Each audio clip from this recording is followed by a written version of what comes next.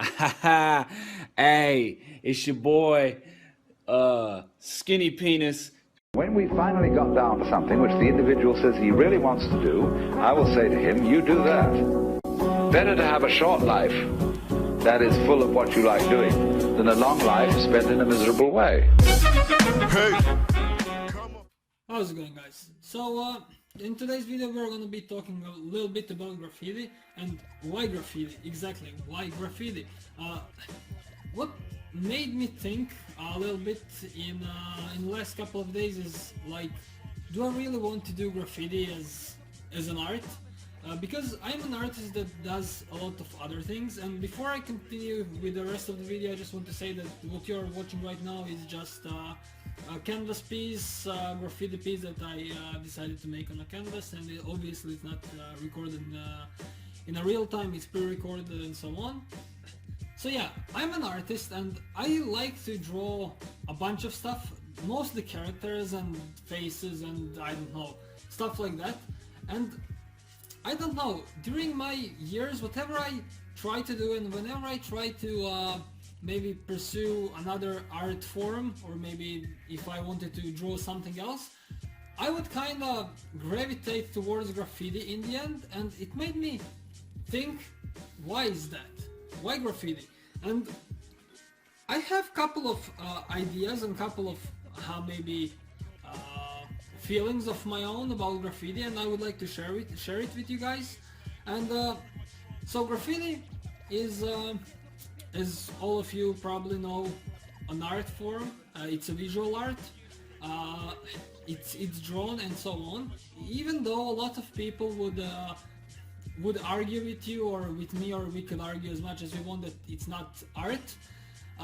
Like graffiti is not art, it's a modern art or whatever. And the thing is, in this video I'm gonna use a lot of comparisons, and I'm gonna compare this to maybe certain style of sport. Me personally, I don't like golf.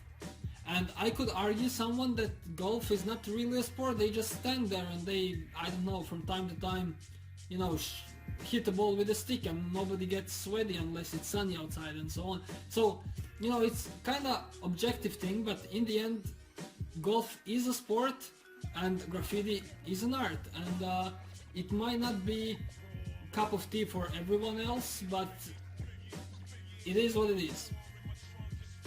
Now, graffiti, what I love really about graffiti is its eye appeal.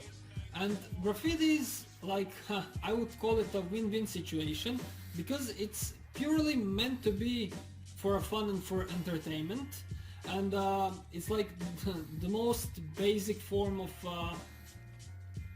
of having a fun, I guess. And it's a fun for people who are looking at how graffiti are made, or how even if they look at a piece later on, and it's definitely fun for a graffiti artist to do it. And yeah, like I said, it's all about the eye appeal. Of course there is a lot of structural things that need to be known about it, but I'm gonna compare it again, for example this time with the books. And you know, some people could argue again and again, for example, is the movie better or is the book better, and what is how they say, better form of entertainment. And it's two different things. One is visual entertainment, and the second one, so movies would be a visual entertainment, and the books would be, as I would imagine, more of a imaginative entertainment, things that you could, you know, if somebody is explaining a character, how does he look, you don't have, unless there is a picture of that man or a character in the book, then if there is not, then you will have to obviously imagine it for yourself. So it's like your brain would work and would be stimulated in a different way than a movie. And this is what happens with the graffiti. Graffiti is both of these things in a way. So now let me explain this. The very good graffiti that was executed good, that was drawn good, and high quality graffiti, right? They have a rhythm, they have emotion, they have a flow, and people who like these things, who like to see, how do I say, dynamic stuff, they would stand and they would look at the graffiti and they would, they could, even if they are not knowing what they're looking at, they could feel a certain motion with those letters and a certain, maybe feel even emotion that has been put into these letters. All of it's like, you could see if somebody took its time and wrote the letter very nicely, and you can see if somebody was really mad and he just scribbled all around the paper, like, and he was mad, and you could see this energy. For example, if somebody is writing a normal letter, and you could feel it even though you never saw a person before, and you could kind of guess how he felt at the moment. And it's pretty much the same with the graffiti.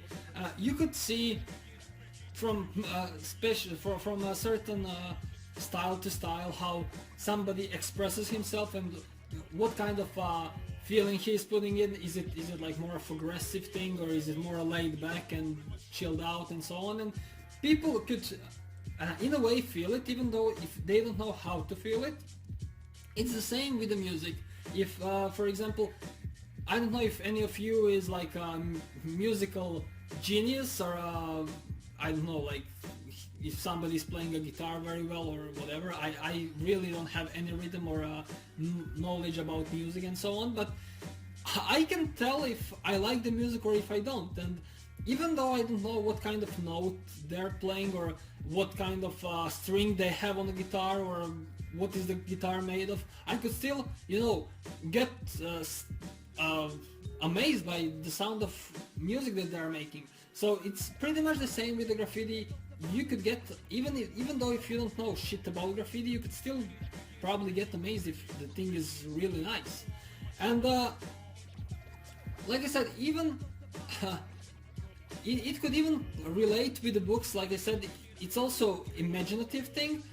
For example, you don't know how to read letters, you could still stand and stare at the piece and you could try to find a certain shapes. You could maybe look at it and see how it has been, how the letters have been connected, or whoa, where does this arrow go? So it twists here, it twists there, oh, here it is. Oh, and it's a lot about your not magic, your imagination starts to wander off, and you start to wander into, I would say, a world of colors and shapes, and you could sometimes get overwhelmed. I know that I do, but like I said, this is all about my personal feels about graffiti and why graffiti and why would I like to continue doing them. And the thing is, for example, if you don't know how to draw graffiti and you see a graffiti on the street, you could, like I said, get the same feeling as I do, but I would maybe get inspired in a different way than you would.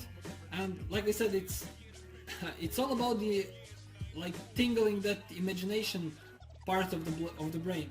And yeah, I don't know if that makes any sense, but now a lot of people, when they start out doing graffiti, and this is why people kind of fail in graffiti, and what I'm about to say is I think the most obvious reason is because they don't have enough practice. But when people are starting to practice, they would get overwhelmed with, I would say, a beauty of graffiti, and they would get really inspired by looking someone better than them doing graffiti, and they would get all sorts of ideas and and tingly feelings in them that they need to go and reproduce what they saw, not maybe the same thing, but express their own creativity and inspiration that they just got. And the problem is what I said before about rhythm, motion, flow, and things like that is beginner graffiti artists, they kind of understand the basics. They understand that there is a certain things and certain rules that they need to follow, and they understand that the letters need to do this and that about dimensions and so on. But what they try to do, they try to convey, and they try to make this feeling of a flow and feeling of motion and that something is going on, and they don't know how to execute that idea. And this is why I'm gonna create a new tutorial lessons, and it's gonna be graffiti details or details in graffiti, and then I'm gonna go through, because graffiti have a lot of different details in them, and I'm gonna go through like every single one of them that I think that I can explain, because I had a video made like maybe 8-9 months ago about graffiti details, and it's around 20 minutes long, and I briefly touched on a couple of like most common details, and I would really need maybe even a half an hour to explain how some things work, especially arrows. I see a lot of people are having problems with arrows, so that's gonna be definitely like the first lesson of this graffiti detail lessons that I'm gonna be making very soon. And yeah, like I said, I think one of the biggest reasons why beginners fail to convey that feeling and motion in you or in me, or when they do a graffiti that they would show it to someone and lots of people would go, nah, I don't kinda get it, what does it say? Graffiti is not for me. So as soon as you get better and better, even though if people don't really know how to read it or don't even really care about graffiti, they would stop and watch, and they would look and they would say, well, this looks nice because it's, in the end it's eye appealing, it catches the eye, it makes eye go from left to right, look for a certain shape. So a lot of people would like to put graffiti in the same basket with other vandalizing part of a human behavior, I guess. And why people do that? Why people try to criminalize graffiti or make graffiti writers as a criminals or as vandals or as a bad guys? And the answer is really simple, is because, first of all, because a lot of people use spray paints to destroy walls, a lot of people like to, I don't know, put their own names all around the place, and a lot of people would still go and bomb the trains and so on, and I could see the thrill of it, and I could see the, like, people are going for adrenaline and maybe to so-called get the name on the street and so on. The real reason is because I guess graffitis, they started out as just a simple form of tagging and simple form of bombing, because way back, like, fuck, I would say even maybe 40-50 years ago, there was not a lot of graffiti supplies. It's even 20 years ago. I could still remember when I was starting out, this older guys that were drawing, when they started doing graffiti, they could only like pick one certain style of a cap, and they could get only like one thickness of the lines and so on. And in that point of time, like when it all started, it was pretty much vandalizing, and there was not much art in it as it is today. Today, this passion for maybe being like a cool guy, a rude boy, whatever, it grown into a beautiful art form. And for a graffiti artist for today to be accepted, I mean, we are getting accepted more and more, but to be maybe accepted by the older population, it's quite hard and it's quite harsh. So obviously I think that's gonna change in the future, but I guess that's the only reason why it's still being like considered as a, I don't know, like a bad thing. I know a lot of countries ban graffiti and you could get in a real big trouble, even ended up in prison if you are doing graffiti. I don't know, the place where I'm from in Croatia, it's not that strict, especially not in my town. Government gives a lot of walls, and government gives a lot of free like places for you to go and do legal graffiti without any problem. People love it if you would go outside and draw graffiti, and people would, pass by, nobody would say, oh, you stupid kids and so on. I mean, maybe I'm just was born in the right place, I guess. And I guess my last point is gonna be why to draw graffiti. And well, you don't have to, obviously, but I guess graffiti is a really good thing to maybe at least try to learn, because in graffiti you have a lot of in graffiti you have all sorts of teachings that could help you in any other art form in the future. So there is like a structure to maybe letters or the shapes, there is like dimensions, perspective, you know, playing with the colors, maybe with the depth and so on. I don't think graffiti will make you good at any other form of art, any other visual art, even if it's like doing portraits or landscapes. No, it will not help you with that, but it will give you a feeling of what is eye appealing and what is not, and definitely it's gonna give you like overall sense of art. At least it did it to me. If one day you decide to maybe go for a hyper-realistic stuff, let's say as an example, you could always come back to graffiti and implement it. Like you can combine whatever you know like, and that's the most beautiful thing with the graffiti, because you do have a lot of freedom. There is certain rules, and there is like, you know, people will always be quite judgmental about graffiti, but the thing is, it does give you a lot of freedom. Even though, for example, you're looking at this right now that I'm painting or drawing, whatever you want to call it, is, you know, I really didn't care. I didn't have any like sketch prepared for it before. I don't really care if it turns out to be fucking awesome and dope, or it just turns out to be one of the sketches that's gonna, or painting that's gonna stay in the corner and maybe never be looked at it again. It's the fun part, and I believe that, like I said, doesn't matter if you're just observer or if you're an artist. When it comes to graffiti, it's a fun thing to do. So I guess the most obvious thing is fun, and graffiti are a lot of fun, like I said, for everyone. So if you want to play with colors, if you want to play with shapes, if you want to write your name, whatever, I guess graffiti is a really good place to start, and it's gonna, I guess, be for me even to stay in that field of art.